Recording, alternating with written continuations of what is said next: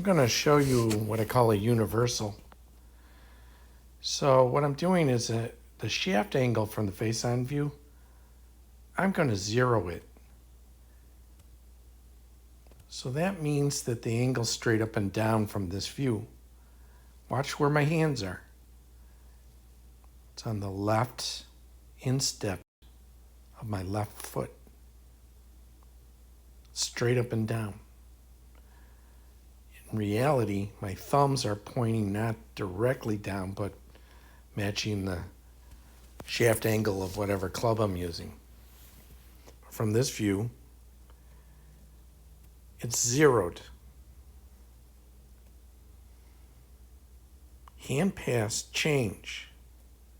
For instance, if I were to release early, as 99.9% of all golfers do, that shaft angle will zero here.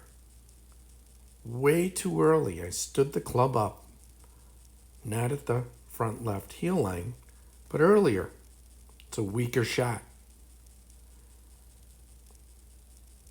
I could check any good golfer, I don't care who it is. Let's do the same thing. I'll put in the hand path and I'll zero the shaft angle. You can see the difference and you can see what's the same. So Monorman's hand path is different. It's very short. It's not real steep around the corner in the back, so it doesn't have any power. But he's straight up and down with the shaft angle. I don't care who it is. If they're a good golfer, they've got that same hand position at the left heel line. Okay, so let's go zero it out. Once again, thumb straight up and down. Look at where that heel line is. And he's got a totally different hand path, but the goal is the same. To get your hands to here. Point that shaft straight up and down. So if you want to emulate a player like this, follow the hand path and do the universal. In other words, get the shaft up and down there.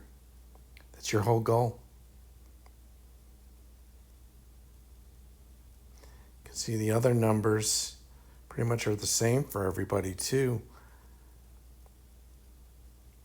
You know, there's not a lot of lifting of the pelvis. There's not a lot of up and down. You'll always see that the lead knee is straighter than the trail knee. Those numbers stay the same. Now let's look at someone who's slightly more unusual, but does he break the universal? This is Lee Como. Let's check the numbers. Check his shaft angle. So where's Lee at with his hands? That's about zero there. So guess what? He doesn't break the rule. But he does lift his hands higher than he was at address. That's unusual. There's only a handful of players that actually have great length that do that. So you can raise your handle, in other words.